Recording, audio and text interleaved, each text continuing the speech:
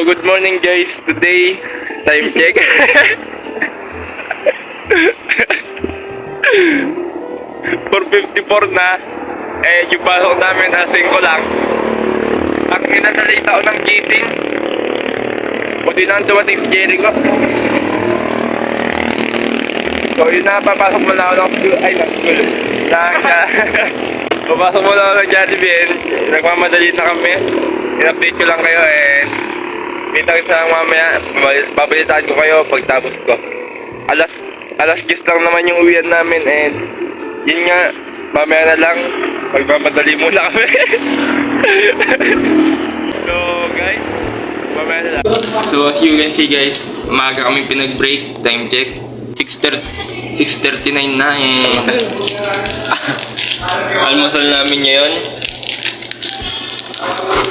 cheesecake cake. So ayun, ganun lang guys. Aga namin pinag-break para daw mamaya may katulong sila. Ang inang yan, pati pag-break hawak. Pati oras hawak. Pati oras na pag-break. So almusal ko ngayon guys, cake cake. So gawin talaga.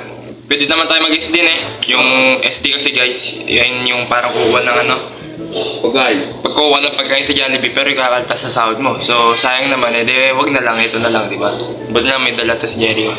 So balita ko na ulit kay mamaya sa mangyayari. And respect muna ako. So let's go. So yun na nga guys, out na namin grabe. Ganun pa din. So wala namang nagbago, nagduduto pa rin ng pati. Pero nagkamali ako. Nalaglag ko kasi burger pati sa lupag. And yun din si Jericho.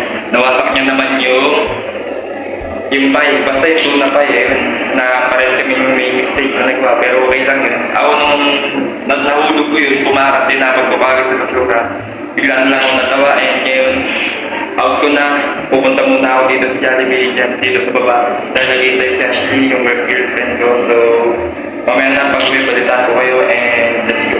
So, nakauwi na nga ako mga kaibigan and yun na nga, ang lakas ng ulan dito. And kakatapos lang namin kumain na doon sa Jollibee. And yun, ganun yung nangyari. Hindi ko alam kung ano itatitle ko dito. And ayun, pinakita ko lang kung ano yung ginagawa ko sa araw na to. So, ganun pa din naman, walang nagbago. And sabi nga, Mr. MB Lopez, pag walang nagbabago sa ginagawa mo and ulit-ulit lang, matakot ka na.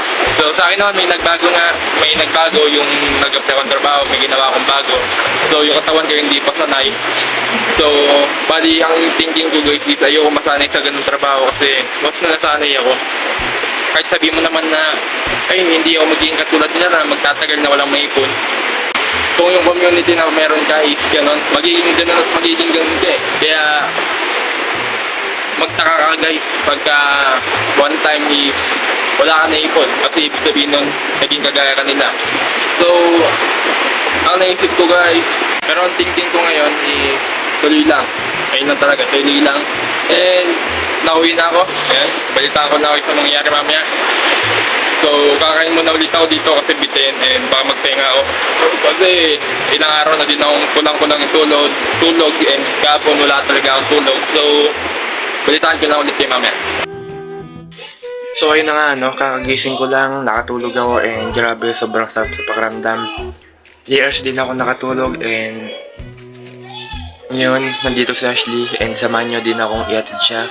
Ay hindi ko na kayo masasama dahil baka umulan. Kanina kasi umuulan and balitaan ko lang kayo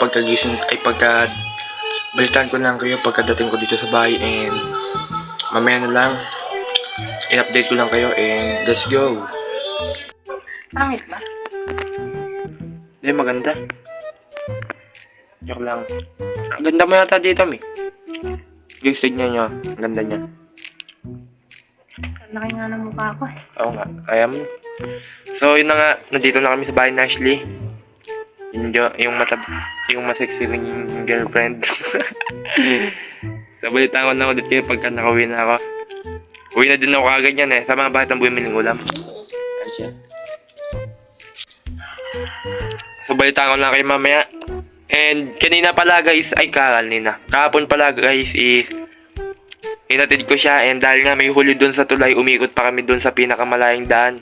Tapos kung sa maraming mga bundok doon guys and ang ganda ng view. Ito ipapakita ko na lang sa inyo para makita nyo din. Kada hakbang sa lupa'y para akong inaalon at nalulunod sa batikos ng mundo, sa kung ano lamang ang kaya ko.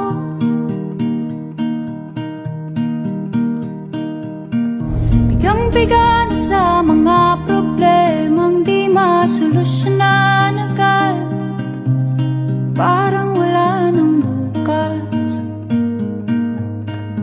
Pwede bang umiwas? Yan, and kita-kits na ulit mamaya. Ganda na eh. Kasing ganda nito. Sige, ano lang.